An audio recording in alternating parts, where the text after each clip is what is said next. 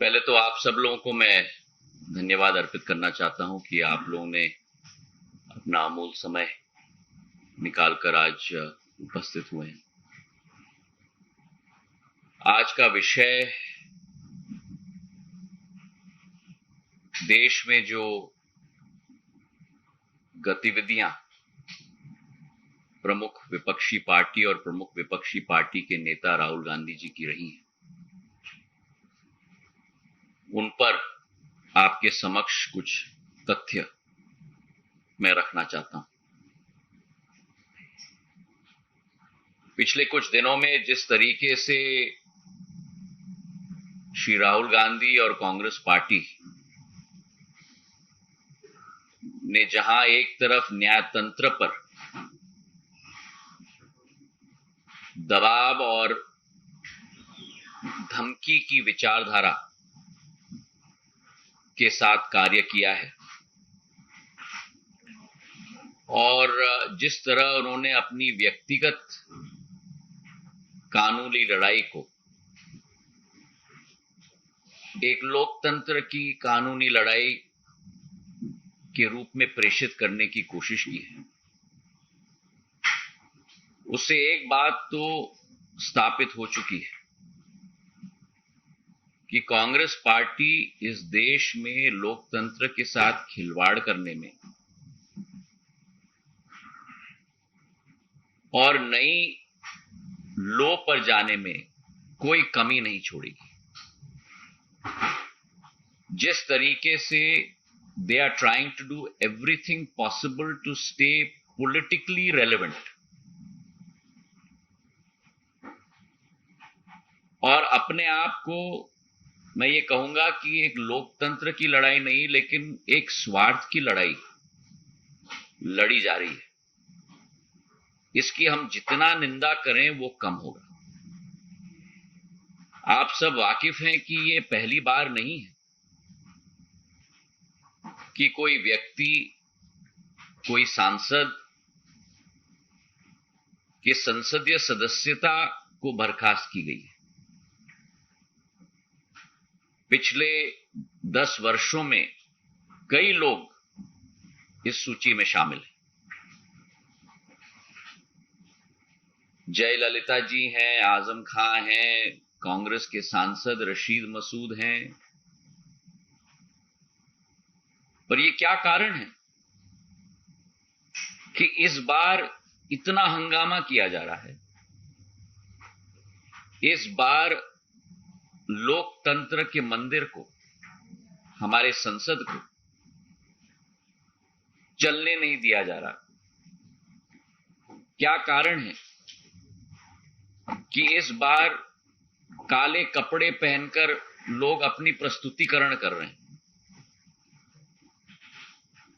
जबकि ये पहले कभी भी ये स्थिति कांग्रेस पार्टी के द्वारा ये प्रस्तुतिकरण नहीं हुई। और इसका कारण है राहुल जी को एक विशेष सत्कार दिया जा रहा है। साधारण तौर पर जो पिछले कई दिनों में हमने दृश्य देखा है, जमानत के लिए जब गए थे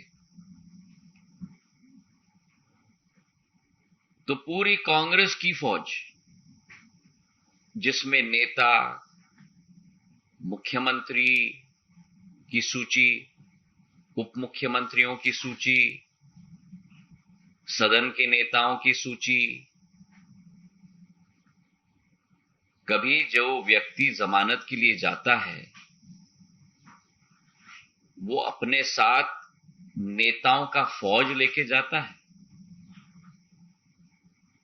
अगर ये अदालत के ऊपर प्रेशर नहीं है तो क्या है?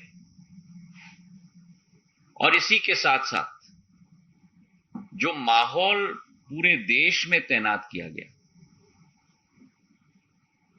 जहां शहर शहर में ट्रेनें रोकी गई,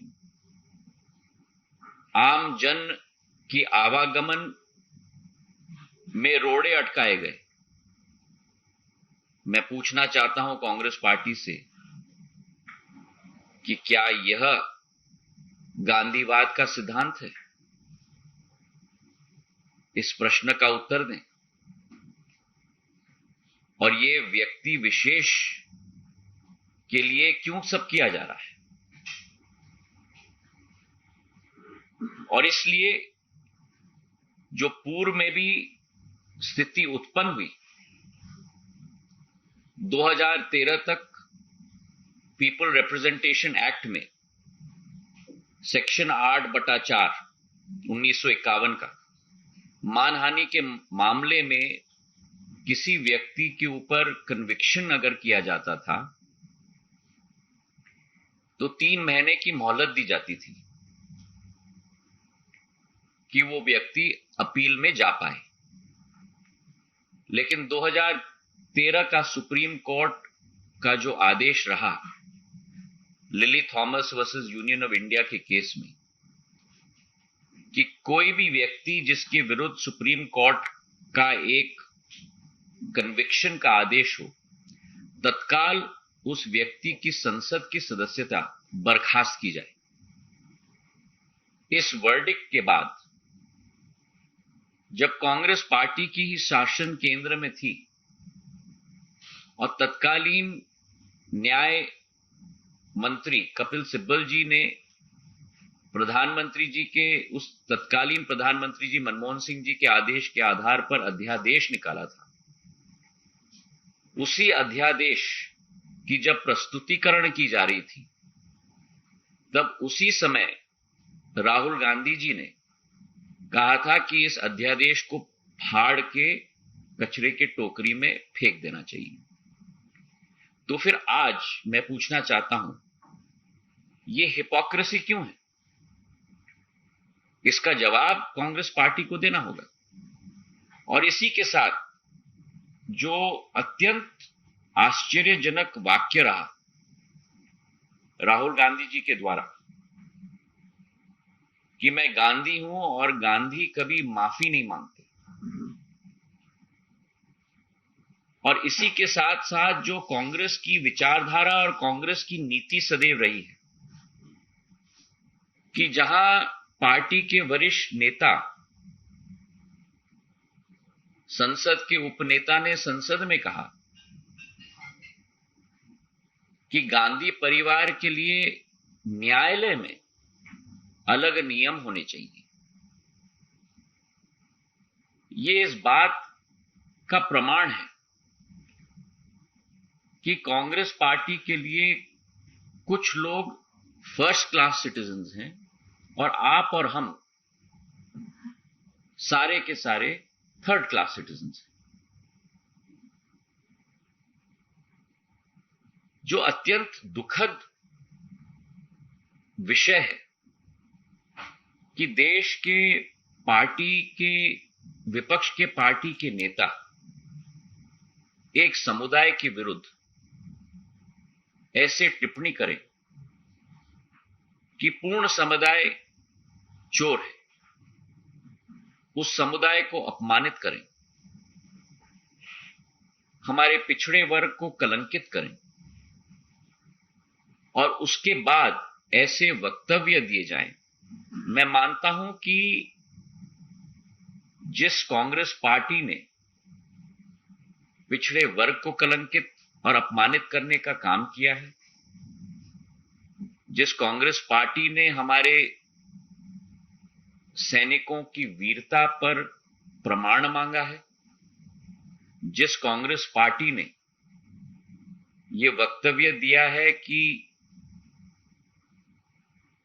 हमारे सीमावर्ती इलाके पर चीन के द्वारा हमारे सैनिकों की पिटाई हुई है, ऐसी कांग्रेस पार्टी की कोई विचारधारा नहीं बची है। ऐसी कांग्रेस पार्टी की केवल एक विचारधारा बची है और वो विचारधारा है एक देशद्रोही की विचारधारा और देश के विरुद्ध कार्य करने की विचारधारा। बहुत बहुत धन्यवाद। वीके न्यूज मध्य प्रदेश छत्तीसगढ़, दिल बोलेगा देश सुनेगा।